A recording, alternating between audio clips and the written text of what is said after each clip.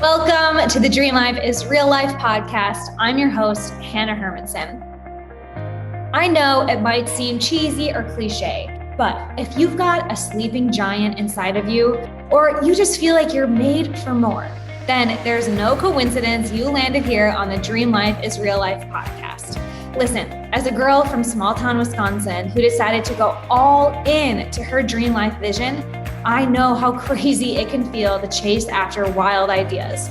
Since leaving my 9-to-5 job in academics back in 2015 to becoming a yoga teacher, a life coach, and now a digital nomad, currently living in Merida, Mexico with my husband and Labradoodle, I know that all the cheesy cliches are true. I've watched a lot of my dream life become my real life right in front of my eyes. Oh, and I've learned a whole lot about sales, business, and marketing along the way, and I want to share all of that with you. So here, you can consider me your friend and mentor. As a certified business coach, success trainer, international speaker, author, and copywriter, I've helped hundreds of coaches and entrepreneurs build, scale, and enjoy their online businesses. So here on the show, you'll find the real people, concrete tactics, and weekly motivation and inspiration to make your dream life your real life. I'm going to let you into the nooks and crannies of these dream lives and dream businesses and offer lots of real talk along the way. Because to be a true leader in whatever you're endeavoring in your life and to create a legacy that you're proud of, you need a tribe lifting you up with you on the journey. And I've made it my mission to be that partner with you. Because after all, we are all in this together. By the way, if you'd like some help improving your business and life, then we just might be able to help.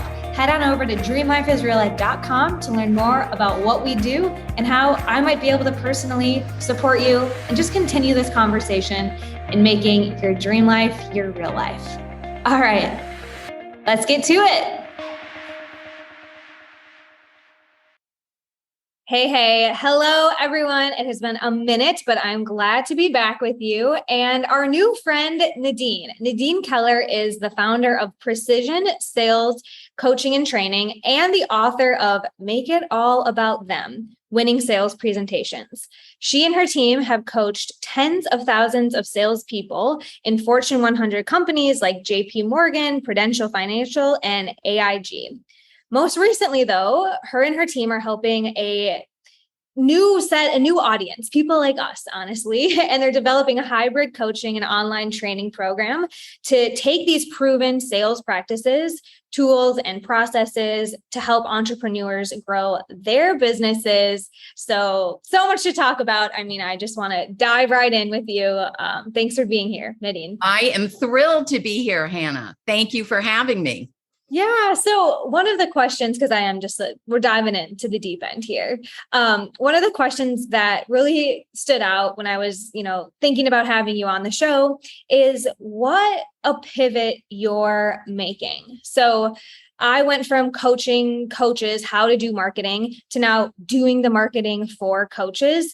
And it's not just a Ross with the couch one afternoon, muscling your way through a pivot.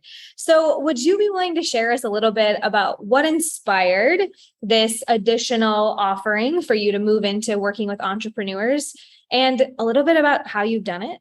Absolutely. So, as you said in the intro, we've been working with Fortune 100 companies for almost 30 years. However, I am an entrepreneur myself.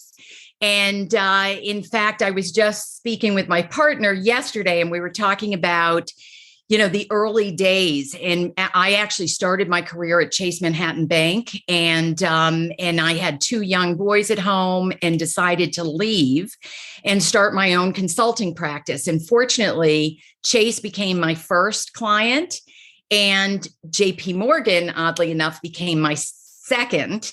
And it was right before the two of them merged, which is the worst place to be if you're starting a consultant practice, to have your two only clients merge. So, two became one, and then one became none because everybody was so focused on the merger.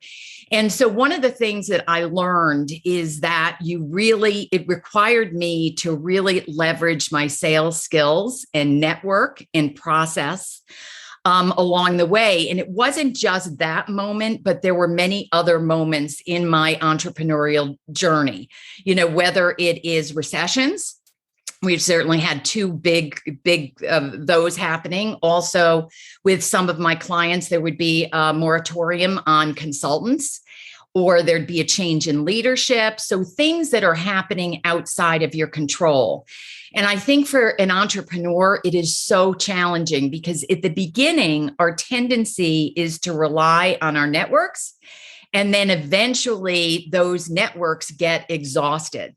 So I've been through that journey myself. I also, several years ago, did a startup, a tech startup, and I was involved in a couple of women's groups. And one thing that became clear to me is that there is this big gap in the marketplace for supporting particularly women in sales. Because when you think about it, 40 years ago is really where sales became kind of a structured art. Yes. In science. And it was developed by men. Totally. And in this industrial revolution, love child, right? Exactly. It's 100 years ago, we created all these systems and structures to become more efficient and work a lot and create a lot and innovate a lot. And then, like you said, 30 to 40 years ago, then it was this masculine approach to structured sales, work your way to the top, climb the corporate ladder, those kind of analogies and verbiage, even go for the jugular or leaky neck problem. Now as we're shifting, and we're going to get to this, it's just kind of crazy to really think about that, that, and even beyond Mad Men era of oh my gosh, that was so. Yeah. And so we all, being the good soldiers that we were, wanting to play the game, really, felt we needed to play the game in those parameters. Mm-hmm. And that's just not the case. Mm-hmm. And so there's I think a lot to be brought to the table in terms of what does a feminine approach to sales look like. And it's really different from both the seller's point of view and the buyer's point of view. And now with women in the buying seat, more often than not, we're still not adjusting our sales approach to them. Yes. So many great, just universal truths. And if we can think about this bigger picture, this bigger context that we're living in, I think it gives us so much permission and ease when we're in those in our own head moments of this doesn't feel good. I'm exhausted. I'm beating my head against the same sales call wall of exactly. This is not in alignment. Correct. Yeah. It's, I think about it as kind of the softer side of sales. And sales is not, it's got such it's a 4-letter word to so many people for good reason, right? Because none of us like to be sold to, but most of us like to buy, right? And it's not something that you do to someone. It's something that you do for someone. Yeah. And were you kind of an odd duck when you were in those big corporations? Were other people having this conversation, or was it Nadine's on her soapbox over there talking crazy about these new ideas? Were they welcomed? I'm just super curious what that culture. So I would say that it evolved over time. Before I left Chase, I became responsible for the sales curriculum. And sales was very much a 4-letter word with commercial bankers at the time. So nobody was knocking down my door. But what it allowed me to do is do a lot of research about successful sales organizations and what they look like. And of course, consultative selling is at the foundation of what we do, which I define as presenting solutions in the context of needs. So when you look at our work, and in particularly, when I wrote this book, which is titled "Make It All About Them," what happens is people can buy into the logic of it, but it feels very different to them.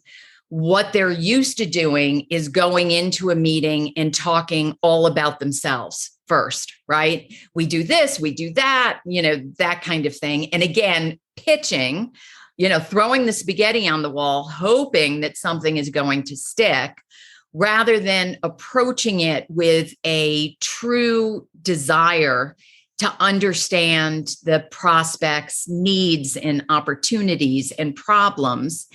And that means that we're willing to step away too, right? When we make it all about them and not about us, it's not kind of forcing a product or a solution that doesn't fit for the client. So you can release yourself from all the tactics, the closing tactics that there are, and, all of that.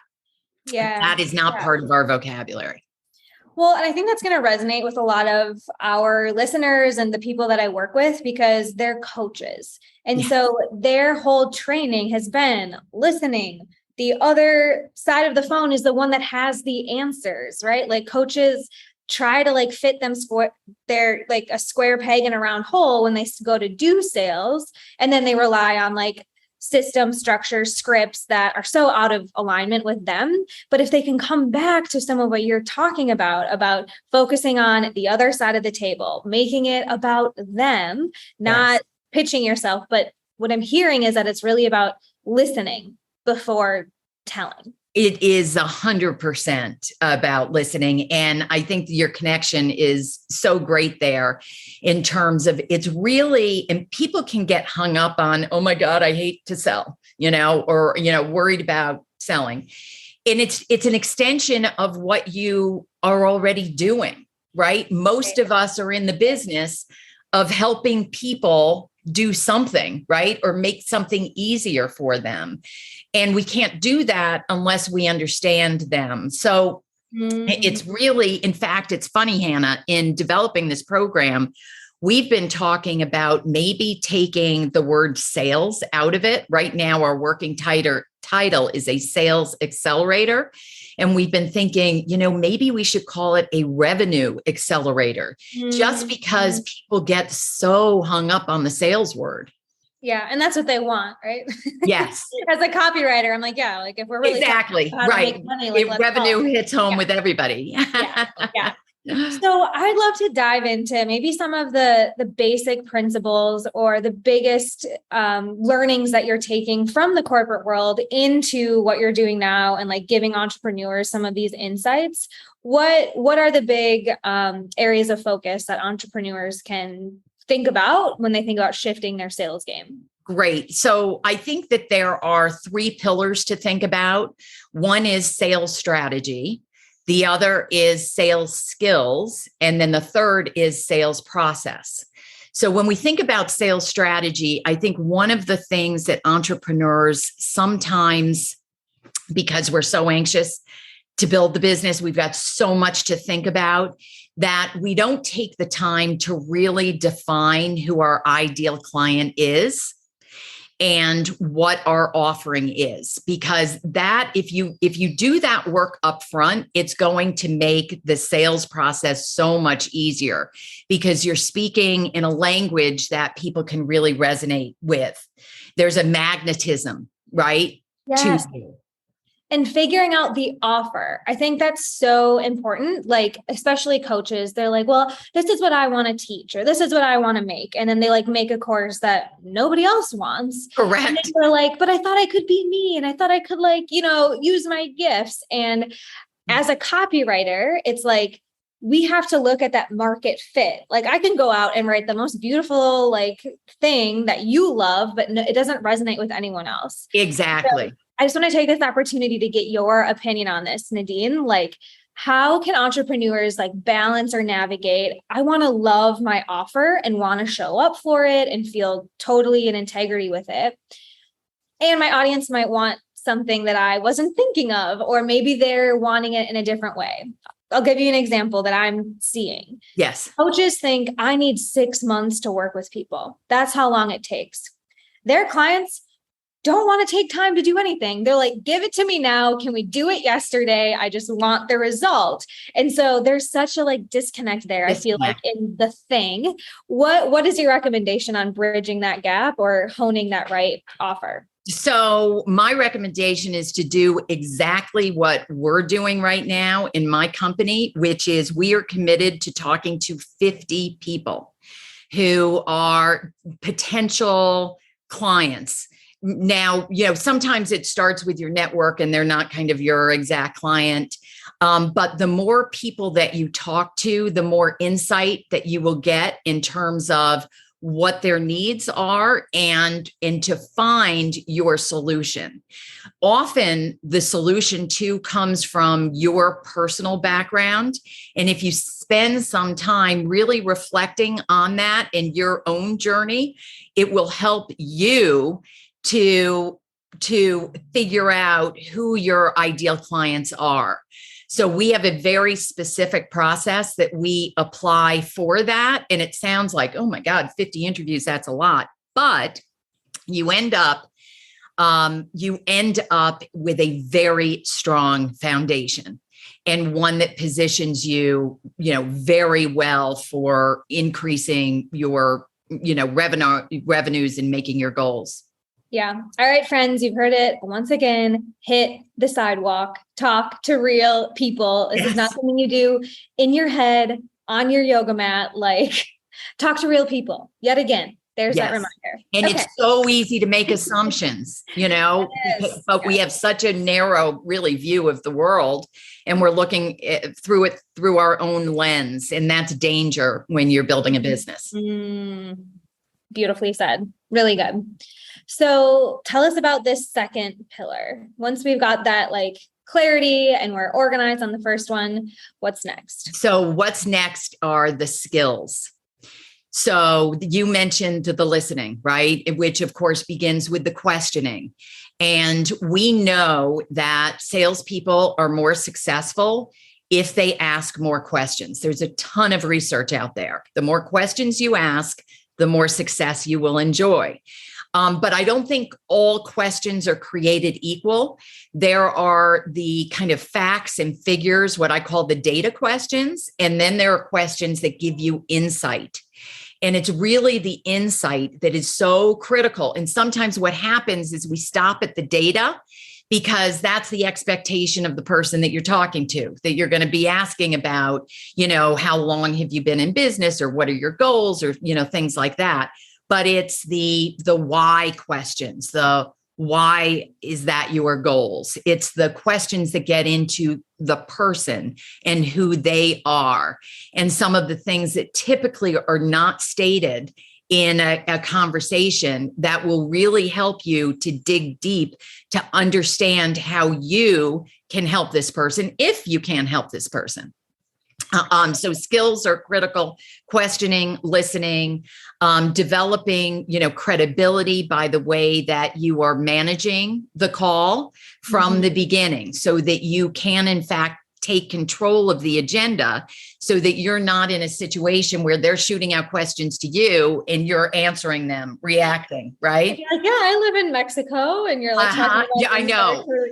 Right. We call those the what you got questions, where the client sits back with the arms folded and, what you got. And then of course our reaction is, well, we got this and we this, and hoping that something's going to resonate instead of taking control and saying, you know what, I would love to spend the first 20 minutes of this call getting to know you and your situation. And then I'd love to tell you how we might be able to help.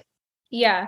Yes. Yeah. And the energy that I'm feeling around these skills is really like invitational, right? Yes. And so and this is the feminine approach to not be like, tell and do my pitch and here's how it's going to go. But even in the way that you're phrasing, taking control feels very invitational, feels very welcoming. Yes. Instead of like, great, you're here. This is what we're going to do. I'd like to start here. How does that sound to you? And if it is a good fit, I'll let you know. And if not, that's okay too. And yes. found that a lot of that phrasing at the beginning, you can be like firm yet soft, like absolutely firm yet like warm, right? Great way to put it. And then, in sales, there's always been such a focus on closing. And in my view, it's not about, and God knows it's crazy. There's like the puppy dog close and there are like 5 different types of closing. In my world, the close is a next step. And sometimes that next step is that, this is not a good fit, but we've really enjoyed the conversation. Thank you so much for your time. Is there anyone else that you think we should be talking to? Right? And getting to know is sometimes as important as getting to yes. And to allow your clients or your prospects to say, what, this is not right now. Yeah. Yeah. So this might be like the transition to the third pillar, but I also feel like educating the client, like what you're talking about, is like giving them everything that they need to know to make the right decision, right? And you are collecting what you need to know throughout the conversation as well, to know if like we do make an offer or it is a no for us. Like it's that like empowered decision making on both sides of the table, if you will. And like I said, I feel like there's like an educational element that's really helping consumers. Again, not just like, oh, he told me this one thing, so it's what I have to do. So, and again, this might go into where we're the third pillar, but I think it belongs squarely where you have it, Hannah. It's really a skill, and it's going in with the intention to add value, right? Yeah. That every conversation, you want to make sure that you're adding value, whether they're a fit or not. And if you can demonstrate the value in the sales conversation itself, the better positioned you are. If you do want to work with this person or this company, the better positioned you are to actually get the business. Beautiful. And so how does that work in process? What's the third piece? Okay. So the process, so this often gets overlooked with entrepreneurs. Because we think the process is in our head. And when working with large companies, the sales process and defining exactly what that looks like is absolutely critical. And it's just as critical with small companies as well. So it's really taking a step back and looking at like, what is the ideal sales process here? Where am I getting my leads from, right? What are those first conversations looking like? How am I approaching them? What are the questions that I'm asking? What's the follow-up that I am providing, right? And this will help you really, get a handle on the data, which is what's working for you and what's not working for you, so you can make adjustments as necessary.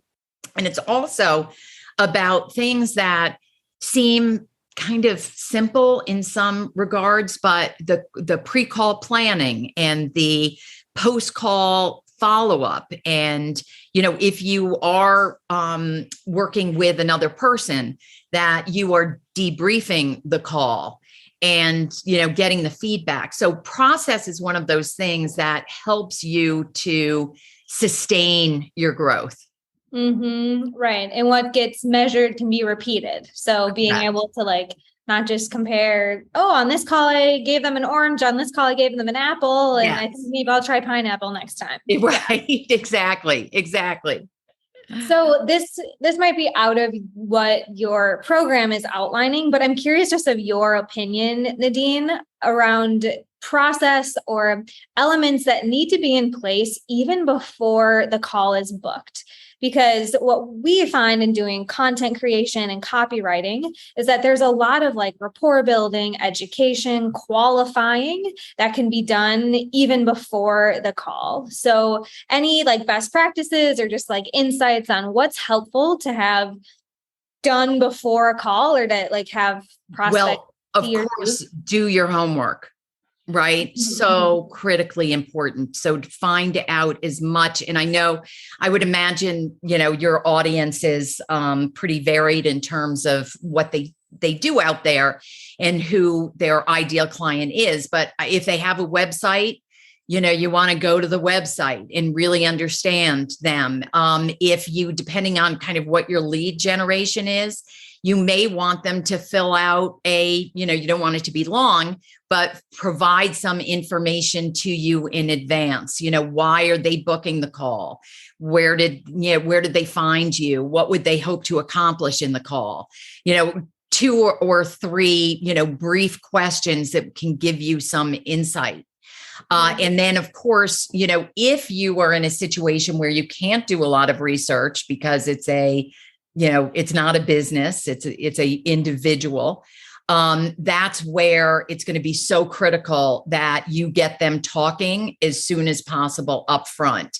And the rapport building that you mentioned is critical to that, because the earlier you get them talking, the more they'll participate, number one. Yeah.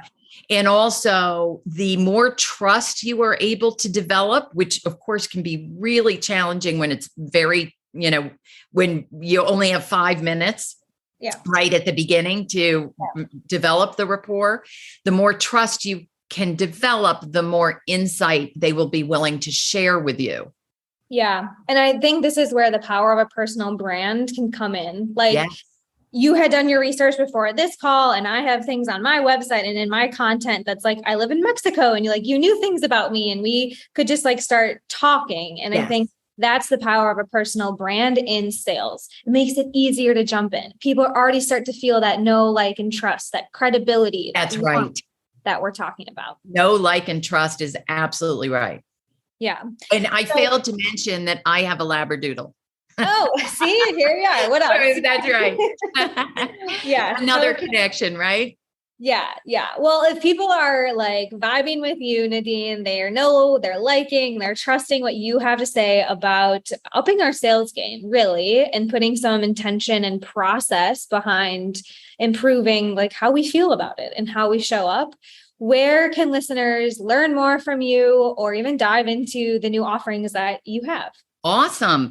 So our website is precisionsalescoaching.com. But what I'd love to do, Hanna, is offer any of your audience a half hour of coaching in exchange for a half-hour interview. So as I mentioned, we don't have the program yet. We're doing our foundational work. And the more that we can learn about our potential audience and the struggles that they have, the better our program can be. So if anybody is interested in that, and I hope they are, I'd ask them to either go on the website and reach out to us, or they can call or text 860-431-0345. So I'll say it again, 860-431-0345. I jotted it down so we can add it to the show notes. I appreciate that. People can just text away right now. You're probably on your phone anyway. So awesome. What an amazing opportunity for folks to get engaged and learn more about what you all are up to, and also get some value. Just like exactly what you preach, Nadine. We love That's right. That's what we try and do. Amazing. Well, thank you so much for all of this insight. We'll make sure that we have the links and the number to text in the show notes below.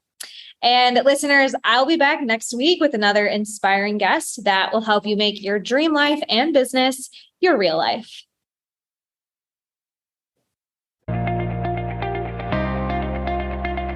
And don't forget to hop on over to dreamlifeisreallife.com/show for specific goodies that we talked about today and access to continue the conversation with these guests as well as myself. I cannot wait to see what you create. Until next time.